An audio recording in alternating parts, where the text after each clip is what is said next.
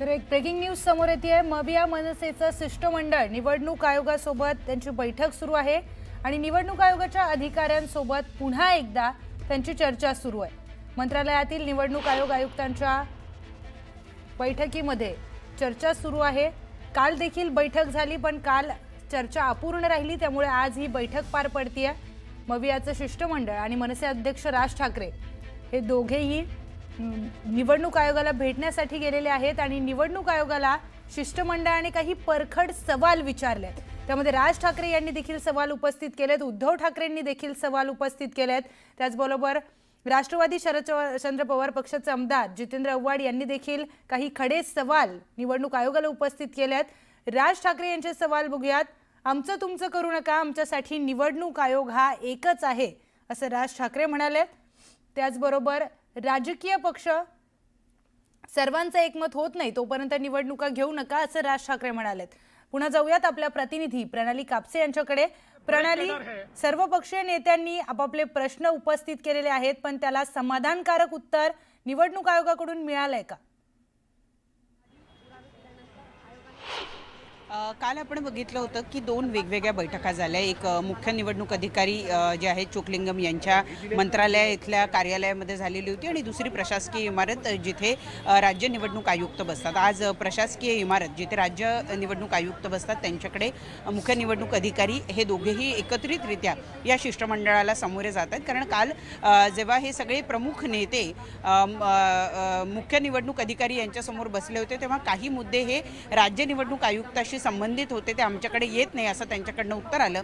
त्यावेळेला मनसे अध्यक्ष राज ठाकरे असं म्हणाले की मग असं असेल तर आपण समोरासमोर बसून दोघेही जण एकत्रित बसून बैठका घेऊया, आणि तसंच झालं। आज या दोन्हीही जे प्रमुख अधिकारी आहेत म्हणजे मुख्य निवडणूक अधिकारी आणि राज्य निवडणूक आयुक्त यांच्या समोर ही बैठक होती आहे, ज्या बैठकीसाठी शरद पवार वगळता कालच्या बैठकीला उपस्थित असलेले सगळे प्रमुख नेते जे आहेत ते उपस्थित झालेले आहेत। प्रत्येकाने त्यांचं म्हणणं या ठिकाणी मांडलेलं आहे।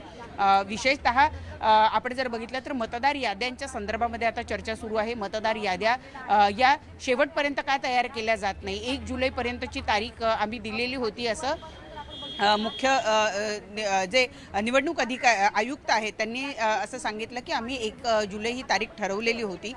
त्यावर असं सांगण्यात आलं की परंतु दरम्यानच्या काळामध्ये 6 महिने निघून गेलेले आहेत। या 6 महिन्यांच्या कालावधीमध्ये जी मुलं 18 वर्षाची होतात त्यांच्या मतदानाचा अधिकार आपण त्यांच्यापासून का हिरावून घेतो, त्यांना आपण मतदार याद्यांमध्ये का समाविष्ट करून घेत नाही।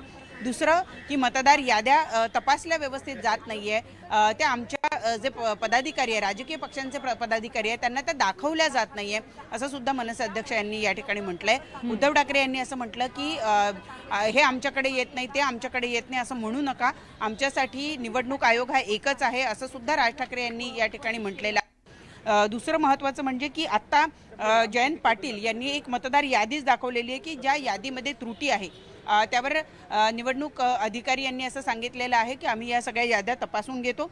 राजकीय पक्षांच्या जे मतं आहेत त्यांना ज्या शंका आहेत त्या शंकांचं निरसन होईपर्यंत निवडणुका घेऊ नका असं राज ठाकरे यांनी या ठिकाणी या बैठकीच्या दरम्यान बोललेलं आहे। आता यावर नेमकं काय होतं हे आपल्याला बघावं लागेल।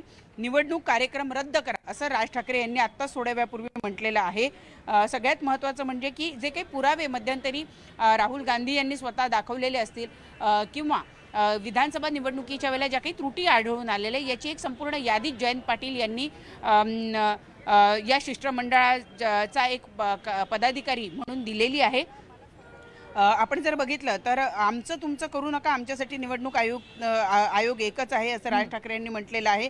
सोबतच जर आपण बघितलं तर या ठिकाणी जितेंद्र आव्हाड असं म्हणतात की जर तुमची यंत्रणा सज्ज नसेल तर निवडणुका घेऊन उपयोग काय, असं सुद्धा या ठिकाणी जितेंद्र आव्हाड यांनी म्हटलेलं आहे। आम्ही विधानसभा निवडणुकीच्या दरम्यान ज्या त्रुटी सांगितल्या होत्या त्यावर काम झालं नाही असं बाळासाहेब थोरात यांनी या ठिकाणी सांगितलेलं आहे। एकूणच जर आपण बघितलं तर या काल सारखीच ही जी बैठक आजची सुद्धा जी आहे ती अतिशय गंभीर स्वरूप धारण करते असं आपल्याला या ठिकाणी दिसून येत आहे। निवडणुकीचा जो कार्यक्रम जाहीर झाला आहे, विशेषतः जर जिल्हा परिषदेच्या निवडणुका असतील किंवा महानगरपालिकेच्या निवडणुकांच्या संदर्भामध्ये सुद्धा प्रभाग रचना आतापर्यंत तयार झाली आलेली आहे. तर जो निवडणुकीचा कार्यक्रम दिलेला आहे तो निवडणुकीचा कार्यक्रम रद्द करा असं मत या ठिकाणी राज ठाकरे यांनी व्यक्त केलेलं आहे. तुम्ही केवळ 3 राजकीय पक्षांसाठी काम करत नाही, निवडणूक हे सगळे राजकीय पक्ष लढवतात असं सुद्धा राज ठाकरे यांच्या वतीनं सांगण्यात आलेलं आहे. त्यामुळे आजच्या या शिष्टमंडळाच्या बैठकीचा नेमका परिणाम काय होतो हे बघणं अत्यंत महत्त्वाचं ठरणार आहे. काल जे महत्त्वपूर्ण मुद्दे निश्चितच उपस्थित प्रणाली करण्यात अतिशय महत्त्वपूर्ण मुद्दे मवियाकडून उपस्थित करण्यात आलेले आहेत.